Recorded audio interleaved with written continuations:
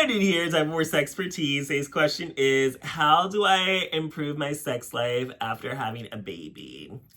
Now, you definitely need to at least wait, heal, make sure you're ready physically, make sure everything down there is right in place, no longer bleeding, spotting, etc. Make sure you're not in pain, make sure all the scars are healed, healed as much as possible. I believe the standard is 6 weeks, but everybody's body is different, so if you need a little extra time, that's okay, but also don't get crazy and think it's like you're gonna make your man wait 6 months.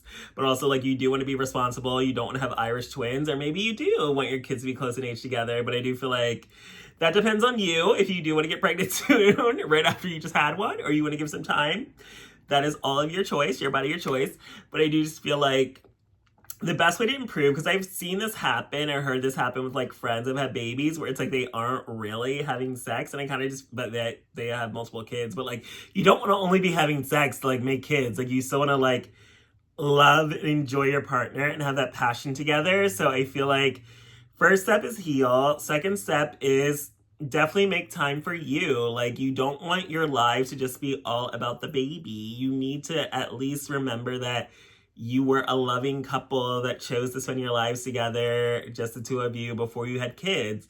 So you need to keep that spark and that passion alive. So I definitely think it's important to, you're going to have to get over your separation anxiety from the baby, get a nanny, get a babysitter, even though like you see all these horror stories of like these crazy babysitters and whatnot, but hopefully you have family or friends around that can just watch the baby for a few hours or a few nights.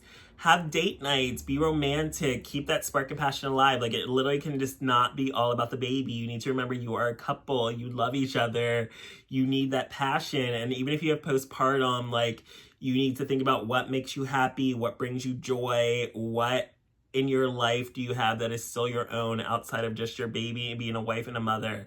You need to make sure you have hobbies, make sure you have things that you can do on your own. So I think a lot of women are scared to like ask for help or like not have to take care of their baby 24/7. And it's like, you need a break. Just like your husband gets a break, you need a break too. And you should not feel guilty. You're not a bad mom. Do not feel like you should be ashamed that you don't want to spend 24/7 with your baby. Like, you are entitled to having your own time with yourself. So you do have to get over that separation anxiety, and you do have to trust that you have somebody in your life that you can trust your baby with. Like, hopefully you have family around nearby, but if not, babysitter, nanny, someone you trust and is reliable. So that does take time and money, but you do need to put your health first. Like, you need to worry about you mentally, physically, etc. before you can worry about anyone else, where regardless if it's your husband or your child, you are the nucleus of that family. They need you to survive. So you need to make sure you are taking care of you.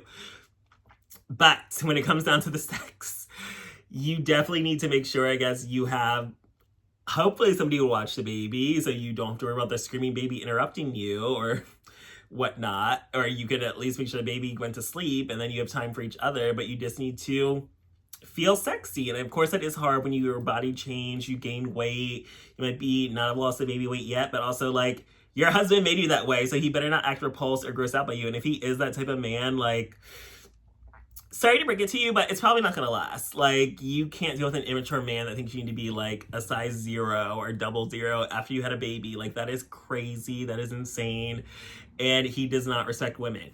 But you need to just be flirtatious, enjoy a glass of wine. And I guess it's hard if you're breastfeeding, but I wasn't breastfed, so like I don't really know anything about that. But I feel like you can still have a glass of wine with breastfeeding. I don't know. I don't know what the limit is. I'm not a mom. But definitely just have that date night together, time alone, flirtatious. Don't just talk about the baby. Remember, you are people.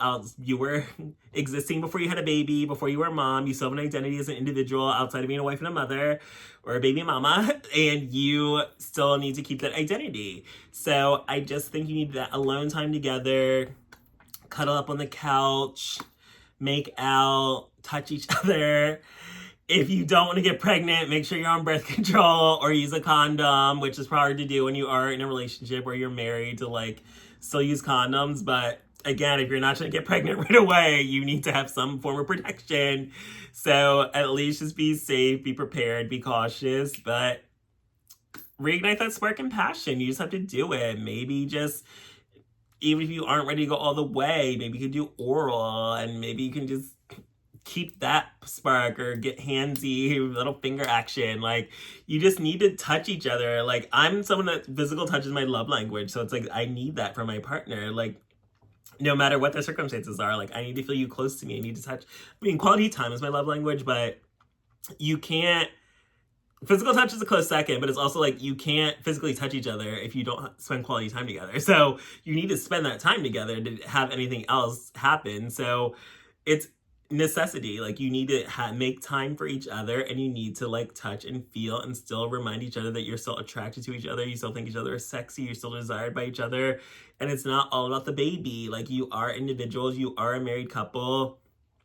And although it is always, like they say, your baby comes first, and like, your baby does come first, but like, you need to keep it healthy and alive and safe. But like, your baby, your goal is to raise this child and make them a functioning, healthy adult, and then you two are still going to be together, like living your life together. So you still need to make that time and make sure you are a unit. You are one. You are a strong front. You are not just two individual parents of this baby. Like, you still love each other. You still want to be together. So just make time for you. Do not worry about if you're still fat. Like, your man is your man. You married each other. You committed to each other. You just had brought a life into the world together. Like, you were connected for life. Like, you gotta love each other, body, current body, or all. Like, so just do fun, sexy little romantic things together. Like, date, cuddle, kiss. Just show that spark and passion. And sadly, if it's not reciprocated, then you have bigger issues. But with regards to this video, you just have to make that quality time with each other, get touchy with each other,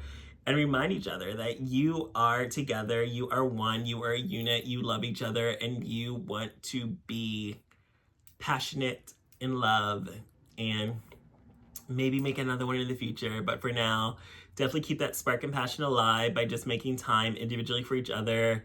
You gotta put the kids to bed, or you gotta get a sitter. You gotta get that time alone. Maybe you even get like mom and dad come over, watch the kids. You two go out, get a hotel together for the night, make it work, or drop them off at grandparents' house. Whatever you gotta do, you have to make time for each other to keep the spark alive in your marriage, because it happens way too often where people negate or neglect their partner because they're just too worried about the baby. And it's like, no, you're allowed to still be you without the baby. So hope this helped answer your question, and thanks for joining me for more episodes of Sex Per Tea.